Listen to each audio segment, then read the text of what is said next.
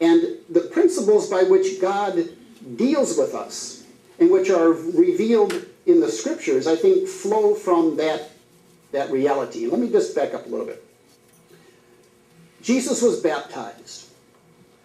You can say that the waters of the Jordan River, when Jesus was baptized, Jesus, the carpenter of Nazareth, okay, he had an experience of God as his Father. Now, you know, sometimes we think that Jesus, as the Son of God, walked around with this, you know, he was God, therefore he knew everything that was going to happen, and he saw the future. You know, theologians have been talking about that for centuries, and I think you'd have to say that if Jesus was like us in all things but sin, if Jesus was a human being no different than you and I, then Jesus didn't know the future. He wasn't pretending to be a human being. He was a human being.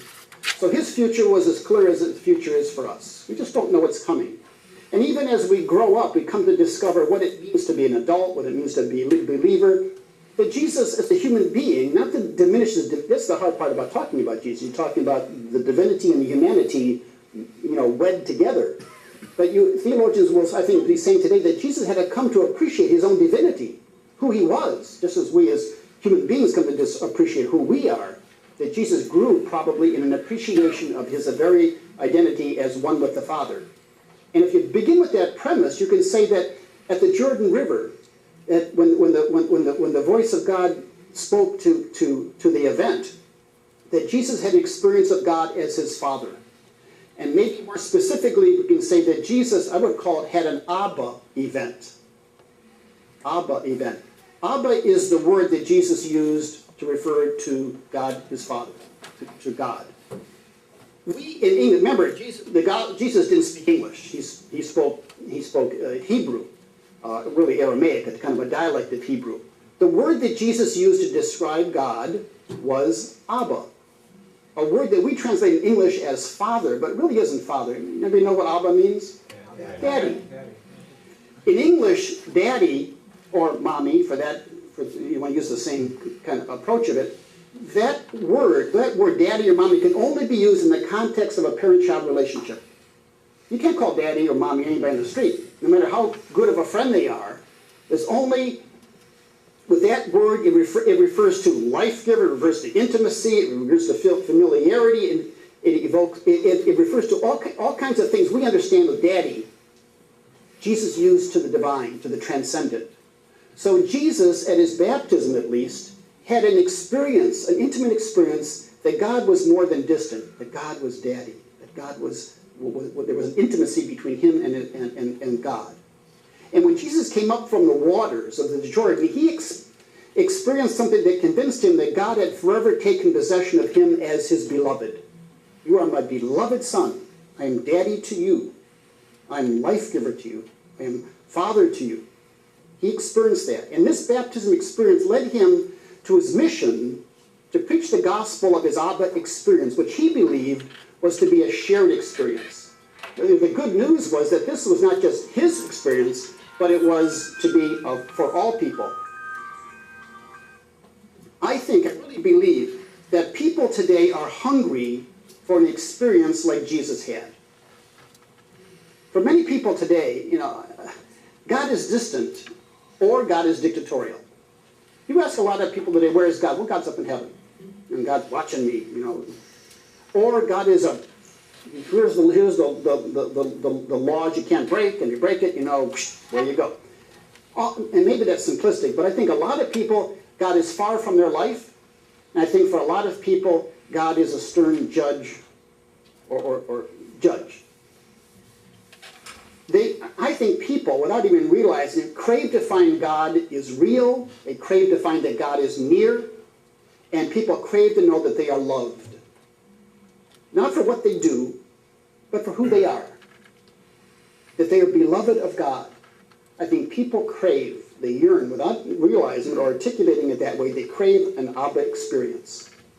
I said they may not say it that way, but I think they're looking for the spirituality of Jesus. The principles by which Jesus deals with us, and the principles that are revealed in the Scriptures, I think are fundamentally simple. The gospel and the teaching of Jesus is very, very simple.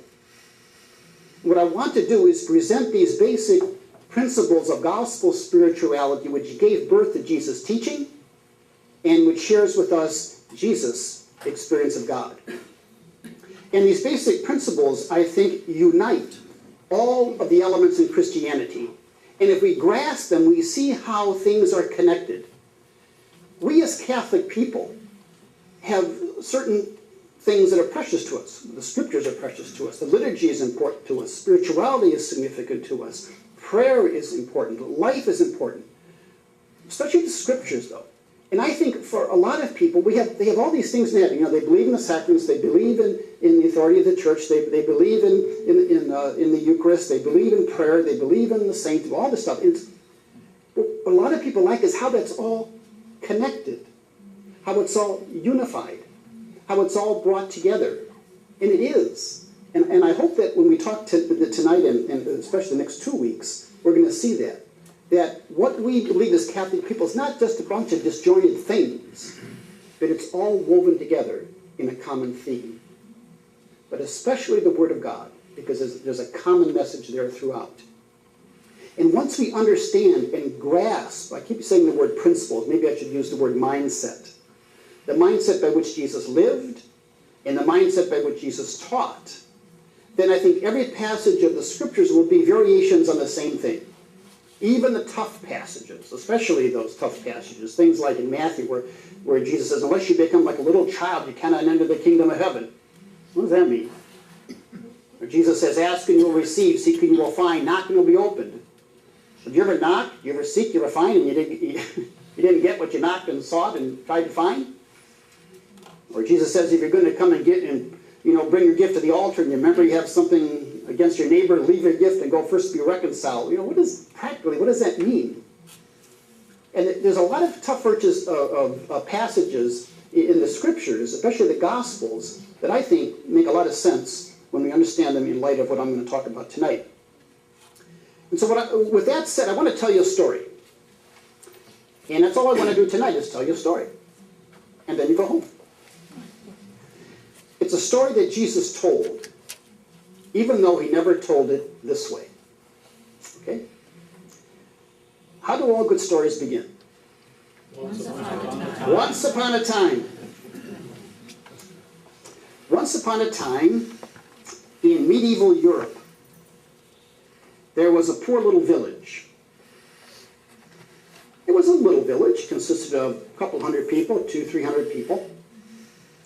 People of meager means, people struggling to get by. For them, life was hard, especially since invading armies would pass by and often sack the village. They were simple people who lived there. Most of them couldn't read, most of them couldn't write. Occasionally the harvest was good, but normally they lived hand to hand, hand to mouth, day by day. Besides poverty, they often suffered from illness, from the fact that sanitation was bad. So they were just scraping to get by. Well, after many years of this rather miserable existence, the village elders decided to do something about it. And so they got together. And they devised a plan which they proposed to the villagers. And they announced that the only way out of their depressing state of existence was some extraordinary human effort. What they were going to do was they were going to levy huge taxes, and with the money they were going to build these large walls around the village to protect them from invaders. To protect themselves, they would organize men and